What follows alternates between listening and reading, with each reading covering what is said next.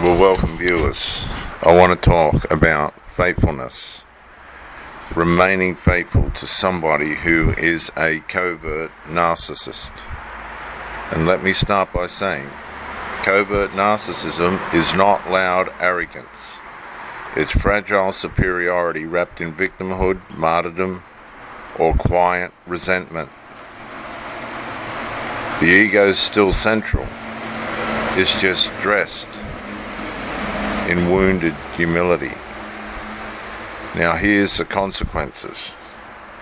Remaining faithful to a covert narcissist. Long-term consequence overview. Number 1. Slow identity erosion. At first, A, you accommodate their sensitivities. At first, B, you reassure them constantly. And at first, C, you smooth over conflicts. Then, over time, A, your preferences shrink. B, your needs feel too much, feel that they're unjustifiable. And C, you edit yourself before speaking. You check what you're going to say so that you don't rock the apple cart. That's how they get you. You don't notice it happening because there's no dramatic explosion. It's gradual. It's like paint fading. And the consequence is you lose a stable sense of self by focusing so heavily on the relationship with the covert narcissist. You lose a stable sense of self. Then point number 2, you go into emotional exhaustion without visible abuse. Let me say that again.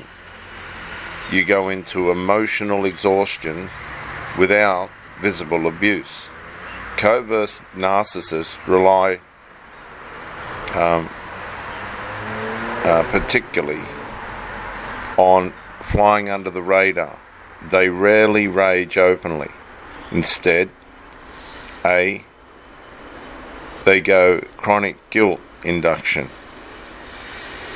They'll try and induct you with guilt, and they'll do it with chronic determination.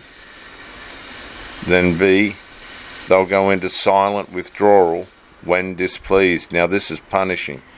Silent withdrawal is one of the most punishing forms of relationship abuse that is engaged or is output. C, subtle blame shifting. Instead of taking the accountability upon themselves, they're going to twist the narrative so that the blame shifts to you. And D, I guess I'm just the bad one. They'll surrender. It'll be a false surrender to them being the problem. But that'll be to put you in a position where you go, hang on, no, it's me. You know, it's very clever how it's done. So you become the emotional regulator in the relationship. You're regulating the feelings of both of you. You're living two lives. And the consequence, you become hypervigilant. Anxiety is going to be there, of course. And constant scanning of mood shifts. You're constantly, like a radar looking for ships and planes, scanning for feelings and emotions that are going to what you believe cause damage or upset or harm to the relationship or the person that you're with. So you live in preemptive repair mode. You constantly got the mop and the bucket or the band-aids and whatnot in the emotional realm, and you're patching and fixing, and it's just constant, run you into the ground stuff. Then point number 3, being faithful in a covert narcissistic relationship. Inverted responsibility.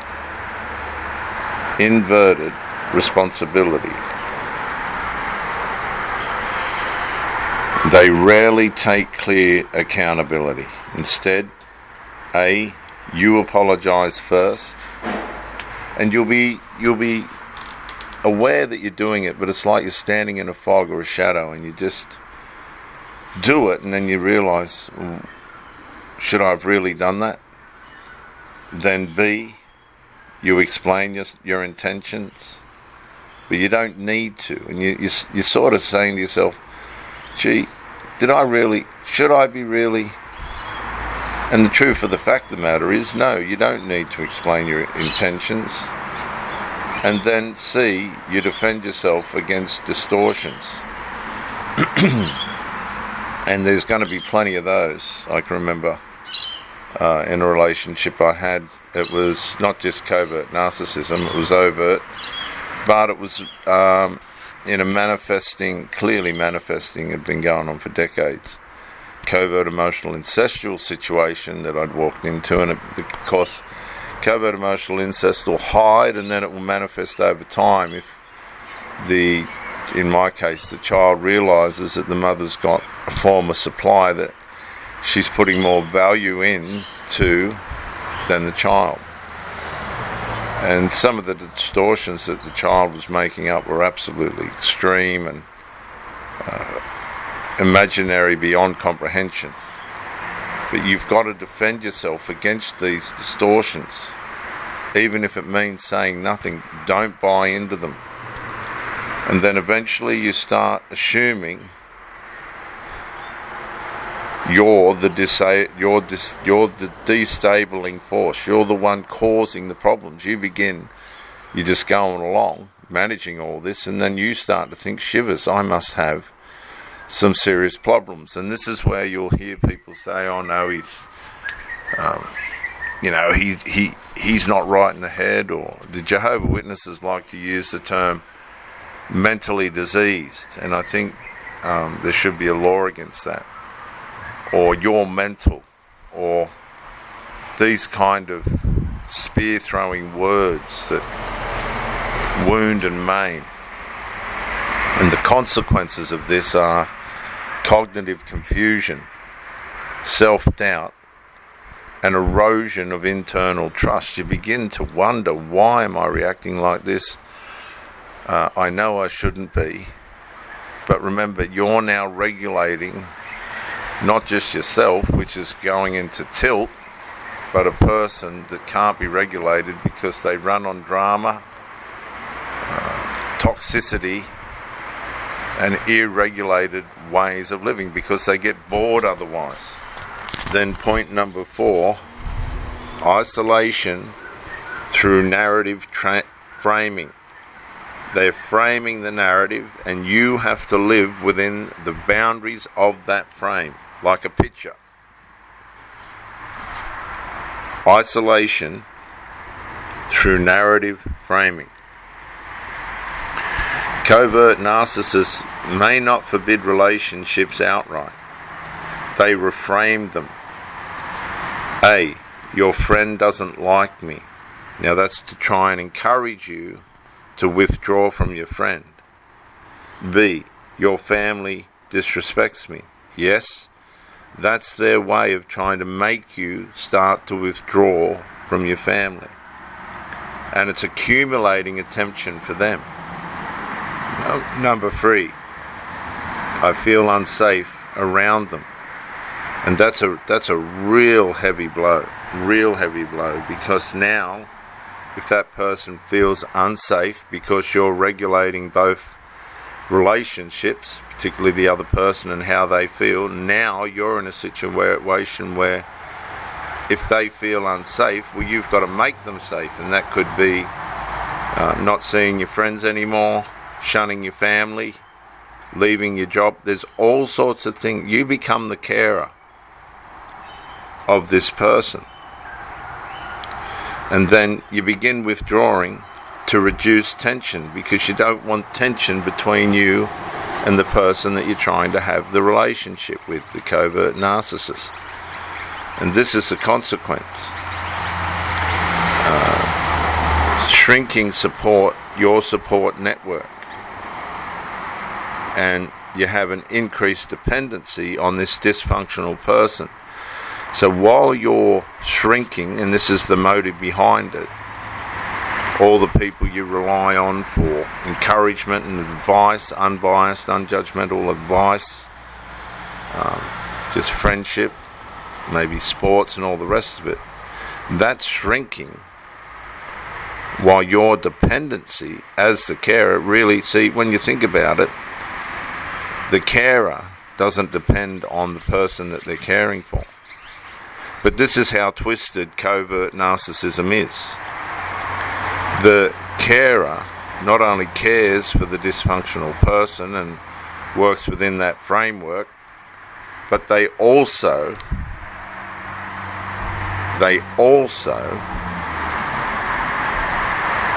put that person in the place of the carer.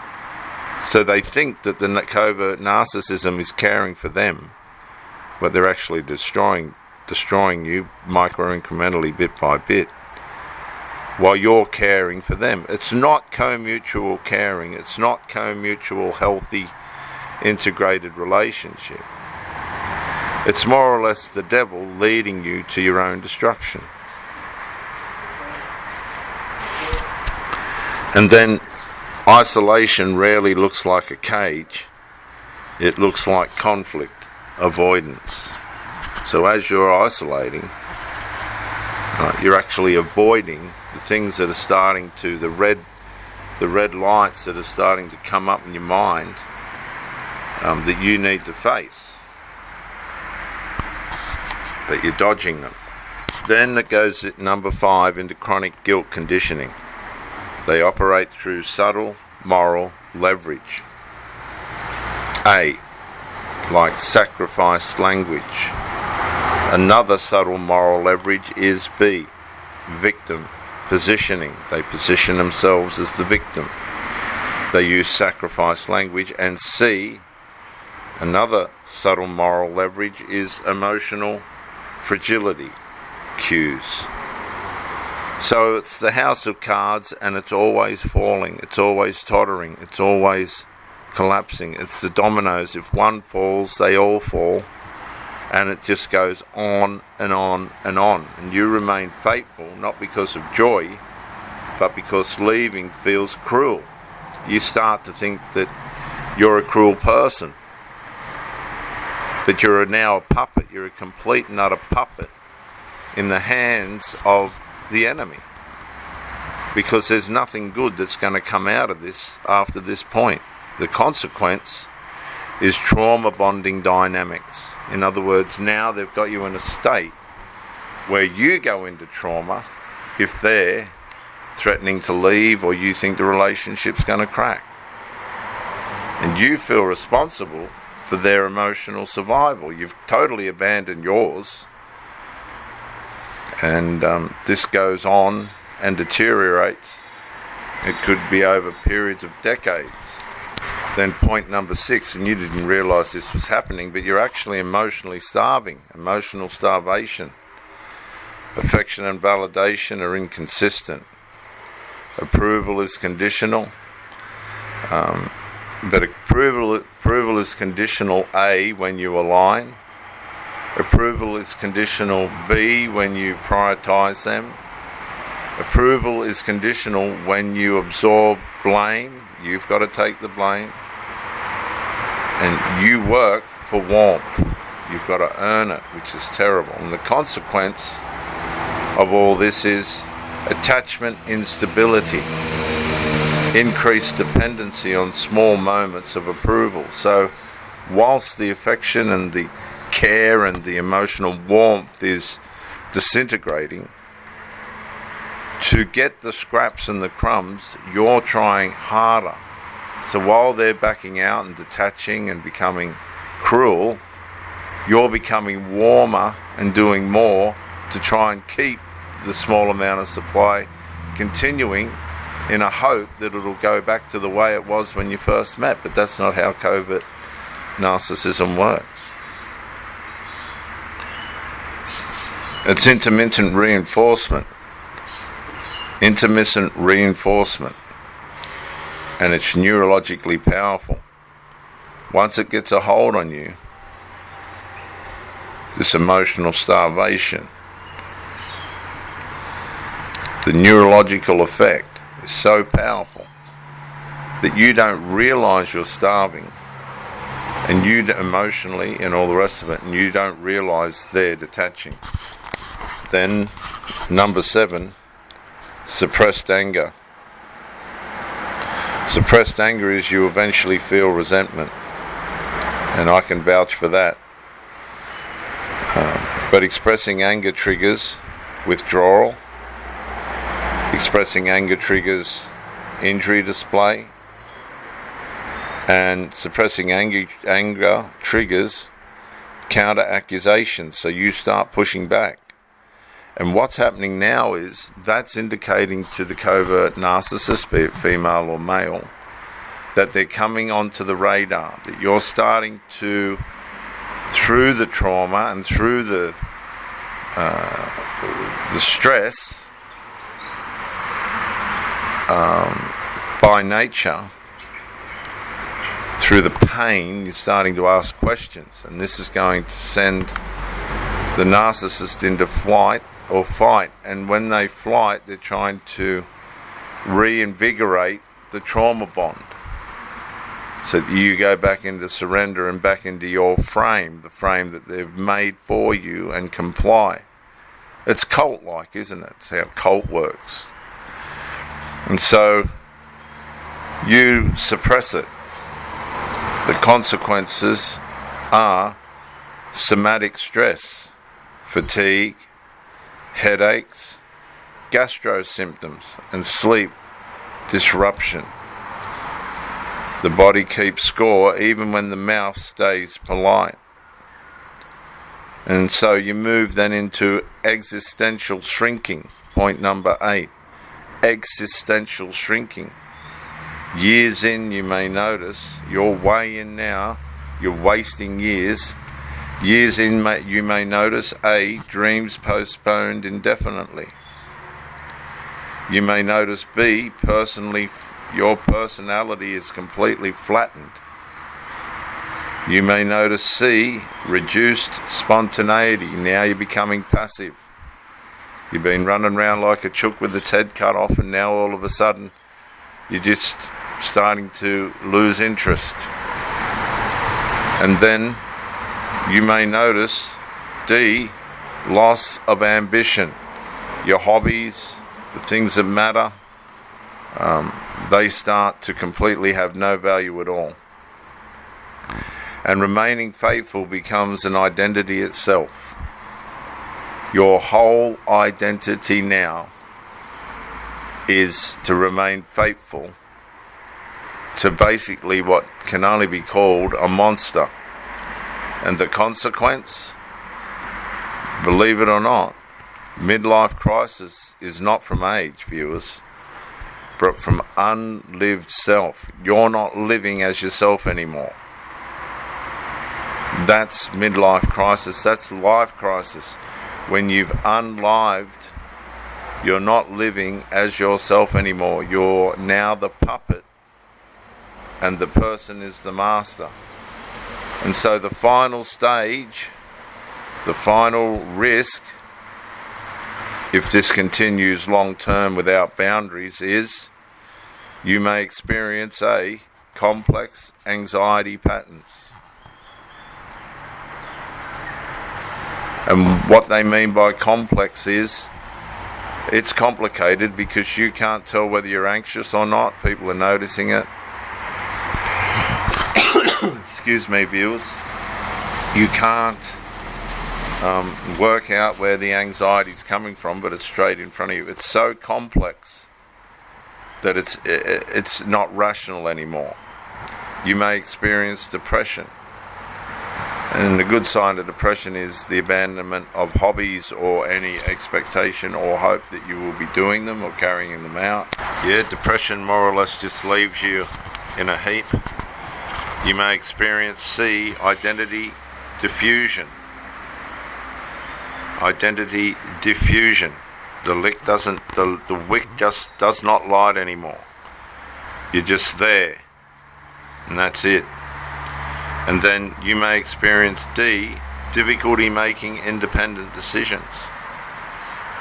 You have to rely on your decisions around this person, because if the person don't like your decisions, that's going to start more trouble. And this is the trouble that you've worked so hard towards to prevent. But it's like standing on a top of a fence. It could fall at any time, not because you're weak, but because chronic emotional asymmetry rewires perception. Your perception's constantly being rewired by this person. There's no continuum. If they look like you're becoming stable, they're going to trip something for you to lose that stability again.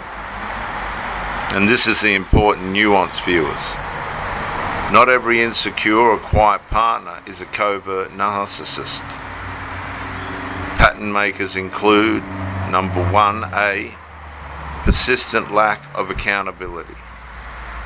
Right? These are the key things that you need to look out for if you want to spot a situation where you're engaging with a covert narcissist. A, persistent lack of accountability. B, chronic victim stance. They're just going to hold that position that they're the victim, and you can or could be contributing to that problem. C, empathy that disappears under criticism. And D, control disguised as fragility. So if someone shows growth, reflection and accountability, you're dealing with insecurity, not narcissism.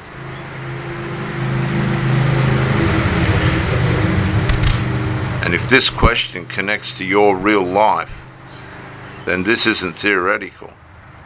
And staying faithful at the cost of psychological disintegration isn't virtue. It's self-erasure. Loyalty without reciprocity becomes self-abandonment.